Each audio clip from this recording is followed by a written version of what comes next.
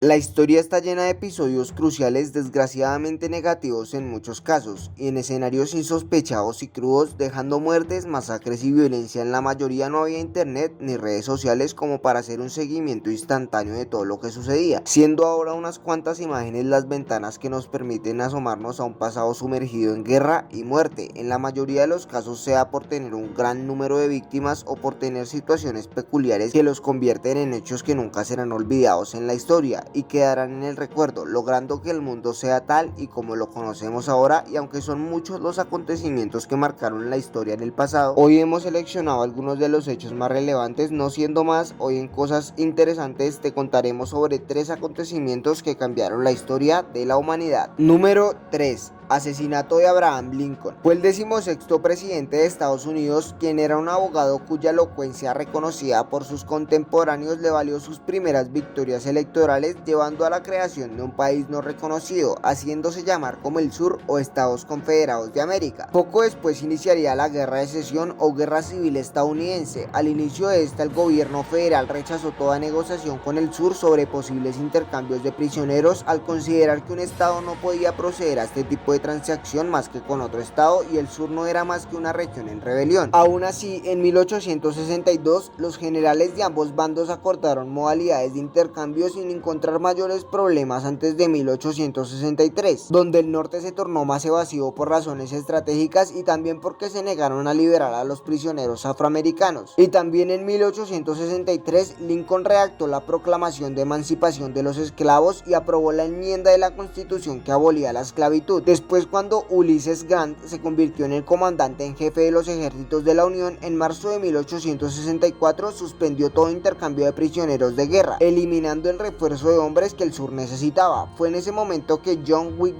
elaboró un plan de secuestro hacia el presidente Lincoln, pues pensó que al llevarlo al sur como rehén forzaría al norte a volver a su política de intercambio de prisioneros. Para este propósito, Booth inició un círculo de conspiradores, el cual reclutó a Samuel Arnold, George Atzerodt, David Herold, Michael Laughlin, Lewis Powell, John Surratt y la madre del último, Mary Surratt, abandonó su taberna y abrió una pensión en Washington DC, sirviendo como una base de operaciones en la capital federal. Por otro lado, Ulysses Grant empujaba a Robert Lee a sus últimos bastiones en torno a Richmond, haciéndose más evidente que la victoria militar estaba cerca. El eslogan de la campaña de Lincoln y de su cocandidato Andrew Johnson no pudo ser más explícito. En contexto, los estadounidenses reeligieron a Lincoln, y en su segunda investidura el 4 de marzo de 1865 se encontraba Booth, que escribió después qué magnífica ocasión era si hubiera querido matar al presidente al momento de su investidura. El 9 de abril de 1865 el general confederado Lee se rindió ante el unionista Grant en Virginia, logrando poner fin a la guerra. 2 días después, el 11 de abril de 1865, Lincoln pronunció un discurso frente a la Casa Blanca y Booth también estuvo ahí. El presidente mostró su apoyo a la idea de otorgar el derecho a sufragio a los afroamericanos, que les permite el derecho político y constitucional a votar a los cargos públicos electos. Booth también era un ferviente partidario de la esclavitud, por lo que furioso decidió abandonar su plan de secuestro y optó por un asesinato. Escribió: "Ahora, por Dios, voy a liquidarlo. Este es el último discurso que dará". Y cuando se enteró que Lee se había rendido, decidió matar a otros miembros del gobierno al fin de enlutar las celebridades de Victoria del Norte y desorganizar la administración federal. El 14 de abril, en torno al mediodía, se enteró de que el presidente y el general Grant asistirían a la representación de Our American Cousin esa misma tarde. Era la ocasión que había estado esperando. Conocía perfectamente los lugares debido a que había trabajado en ellos varias veces. Convencido de que si él y sus cómplices mataban simultáneamente al presidente, al general Grant, al vicepresidente Andrew Johnson y al secretario de Estado William Seward, el gobierno de la Unión se paralizaría el tiempo suficiente para que la Confederación renaciera de sus cenizas. Por la tarde, Booth se presentó en la pensión de Mary Surratt. Allí ordenó a Powell matar a Seward, a Atzerodt asesinar a Johnson y a David Herold conducir a Powell a la casa de Seward, para luego salir de la ciudad y reencontrarse en Maryland. Y Booth tenía pensado disparar contra Lincoln con su Derringer de Filadelfia, una pistola pequeña calibre 10,3 milímetros, y luego apuñalar al general Grant. Sin más, Herold condujo a Powell hasta la residencia de Seward, el cual se encontraba en cama debido a que se cayó de su cabalgadura y sufrió un traumatismo craneal. Entró y se encontró con Frederick, hijo de Seward. Blandiendo su revólver apuntó a la cabeza y apretó el gatillo, pero el tiro no se disparó, por lo que golpeó con su arma a Frederick en la cabeza varias veces hasta que este último se desplomó. Fanny, otra hija de Seward, abrió la puerta a causa del ruido y vio a su hermano sangrando en el suelo. Powell arremetió contra ella, la sobrepasó y se dirigió hacia Seward en cama, a quien apuñaló en la cara y en el cuello. Harold, quien también había escuchado los gritos de Fanny, se dio a la fuga y dejó abandonado a Powell. William Seward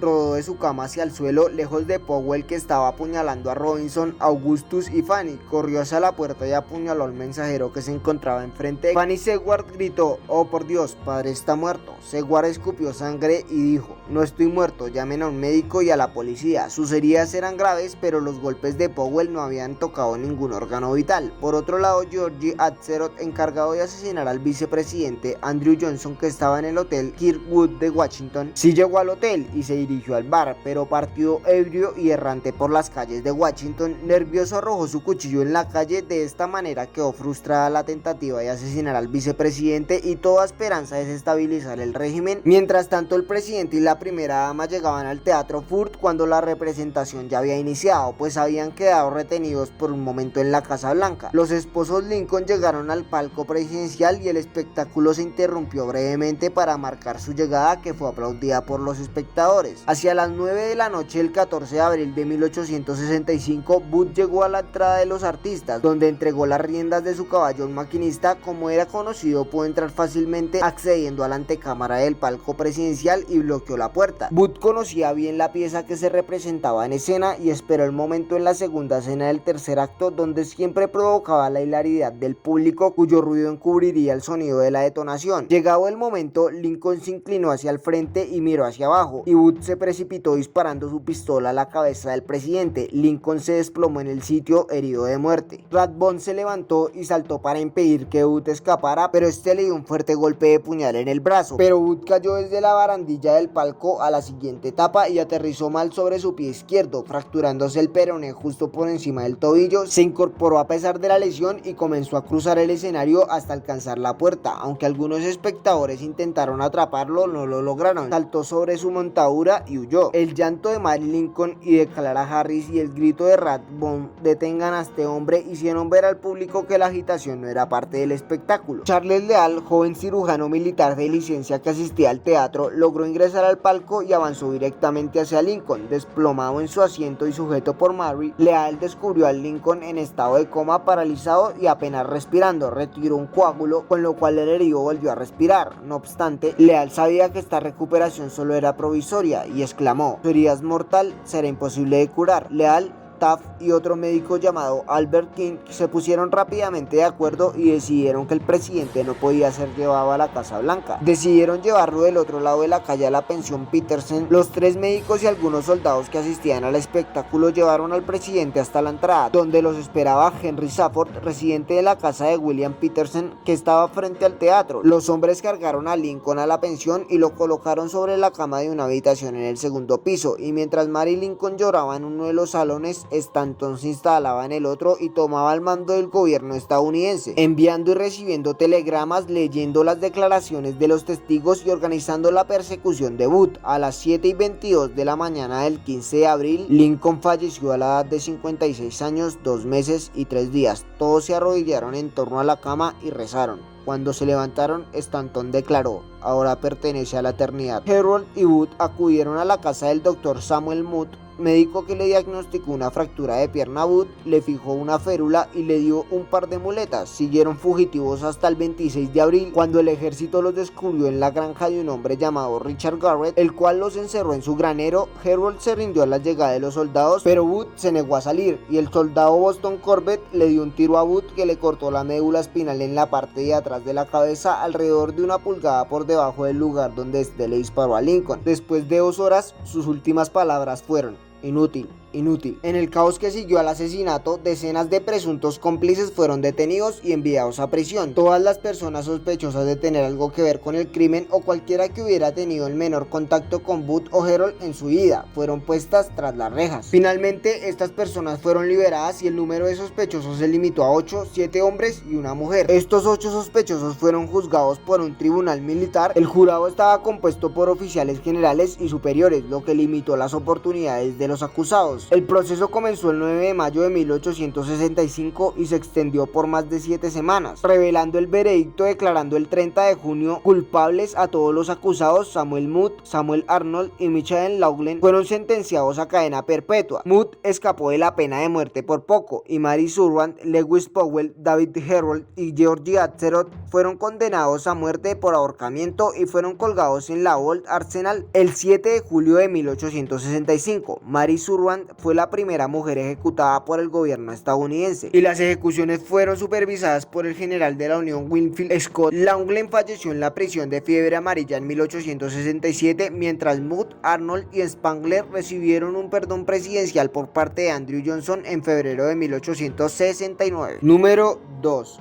Primera Guerra Mundial, anteriormente llamada la Gran Guerra, fue una confrontación bélica centrada en Europa que empezó el 28 de julio de 1914 y finalizó el 11 de noviembre de 1918, recibiendo el calificativo de mundial porque se vieron involucradas todas las grandes potencias industriales y militares de la época, divididas en dos bandos, y aunque el imperialismo se veía desarrollado desde hace décadas por las potencias involucradas, fue la causa subyacente. El principal detonante del conflicto se produjo el 28 de junio de 1914 en Sarajevo con el asesinato del archiduque Francisco Fernando de Austria, el heredero de la corona del Imperio Austrohúngaro. Fue asesinado a manos de Gavrilo Princip, un joven nacionalista serbio. Este suceso desató una crisis diplomática, haciendo actuar a Austria-Hungría, dándole un ultimátum al reino de Serbia, y se involucraron las distintas alianzas internacionales forjadas a lo largo de las décadas anteriores. Una conocida como la Triple Alianza, formada por las potencias centrales Italia, el Imperio Alemán y Austria-Hungría. Aunque Italia no se unió a las potencias centrales, pues Austria, en contra de los términos pactados, fue la nación agresora que desencadenó el conflicto. Y en la otra alianza, conocida como Triple Entente, formada por el Reino Unido, Francia y el Imperio Ruso, ambas alianzas sufrieron cambios y fueron varias las naciones que acabarían ingresando en las filas de uno u otro bando. Según avanzaba la guerra, Italia, el Imperio de Japón y Estados Unidos se unieron a la Triple Entente, mientras el Imperio Otomano y el Reino de Bulgaria se unieron a las potencias centrales. El 28 de julio los austrohúngaros iniciaron las hostilidades con el intento de invasión de Serbia, y mientras Rusia se movilizaba, Alemania invadió Bélgica, que se había declarado neutral, y Luxemburgo encaminó a Francia. La violación de la soberanía belga llevó al Reino Unido a declarar la guerra a Alemania. Los alemanes fueron detenidos por los franceses a pocos kilómetros de París y se inició una guerra de desgaste hasta 1917. El ejército ruso logró algunas victorias frente a los austrohúngaros, pero fueron detenidos por los alemanes en su intento de invadir Prusia Oriental. En noviembre de 1914 el Imperio Otomano entró a la guerra, lo que significó la apertura de distintos frentes. En 1915 Italia y Bulgaria se unieron a la guerra, Rumania en 1916 y los Estados Unidos en 1917. Tras años de relativo estancamiento, la guerra empezó su desenlace en marzo de 1917 con la caída del gobierno ruso tras la Revolución de Febrero y la firma de un acuerdo de paz entre la Rusia revolucionaria y las potencias centrales. En marzo de 1918, después de la Revolución de Octubre, que fue la segunda fase de la Revolución Rusa de febrero de 1917, el 3 de noviembre de 1918, el Imperio Austrohúngaro firmó un armisticio, que es la suspensión de hostilidades pactada entre pueblos o ejércitos beligerantes. Después de una gran ofensiva alemana a principios de 1918 a lo largo de todo el frente occidental, sin embargo, los aliados hicieron retroceder a los alemanes en una serie de exitosas ofensivas. Alemania, que se encontraba en plena revolución, solicitó un armisticio el 11 de noviembre de 1918, poniendo fin a la guerra con la victoria aliada. En esta gran guerra, más de 70 millones de militares, de los cuales 60 millones europeos, se movilizaron y combatieron, perdiendo la vida aproximadamente 9 millones de combatientes y 7 millones de civiles. Tras el fin de la guerra, 4 grandes imperios dejaron de existir: el alemán, el ruso, el austrohúngaro y el otomano. Los estados sucesores de los dos primeros perdieron una parte importante de sus antiguos territorios. territorios, mientras que los dos últimos se desmantelaron, cambiando por completo el mapa de Europa y sus fronteras. También varias naciones se independizaron y otras fueron creadas, y en el calor de la guerra se fraguó la Revolución Rusa, que concluyó con la creación del primer estado en la historia autodenominado socialista, la Unión Soviética. Después de 6 meses de negociaciones en la Conferencia de Paz de París, el 28 de junio de 1919, los países aliados firmaron el Tratado de Versalles con Alemania y otros a lo largo del siguiente año con cada una de las potencias derrotadas. Sin embargo, la guerra allanó el camino a grandes cambios políticos, sociales y económicos, con revoluciones de un carácter nunca visto en varias de las naciones involucradas. Número 1. La aparición del nazismo. Fue la ideología del régimen que gobernó Alemania de 1933 a 1945. Con la llegada al poder del Partido Nacional Socialista Obrero Alemán de Adolf Hitler, conocido coloquialmente como Partido Nazi, el nazismo fue una forma de fascismo que demostró un rechazo ideológico hacia el marxismo, el cual rechaza el capitalismo, también contra la democracia liberal y el sistema parlamentario. También incorporó un ferviente antisemitismo, que fue la oposición hacia los judíos basada en una combinación de prejuicios de tipo religioso, radical, cultural y étnico. Además de la eugenesia y el racismo científico, parten diversos pilares ideológicos del nazismo basada en la aplicación política de la idea de la supremacía del más fuerte. Esta ideología surgió en los años 1920, pero no alcanzaría importancia hasta los años 30, momento en que las duras condiciones de paz impuestas en el Tratado de Versalles se juntan con la grave crisis mundial del Jueves Negro en 1929. En Alemania, además de los devastadores efectos económicos, se sumaba la obligación de pagar el tributo de la derrota en la Primera Guerra Mundial, y el descontento popular hacía que las calles estuvieran llenas de manifestaciones extremistas de toda índole, tanto de izquierda como de derecha, surgiendo una variedad de asociaciones, entre esas una ocultista y semisecreta, la Sociedad Thule, quienes fueron los primeros en usar la esvática en el contexto de la época, utilizando la preexistente leyenda de una conspiración judía para hacerse con el control mundial y bajo la dirección o liderazgo de un caudillo supremo, en este caso Hitler, quien impuso la dictadura a partir de 1933, cuando asumió el poder del gobierno alemán. El 27 de febrero ocurrió el incendio de Reichstag, posiblemente bajo órdenes de Hitler. Al día siguiente, Hitler declaró el estado de emergencia. En una atmósfera de creciente intimidación gritaban: los poderes totales o fuego y muerte. Solo los socialdemócratas se opusieron. Otto Wills, presidente de los socialdemócratas, proclamó: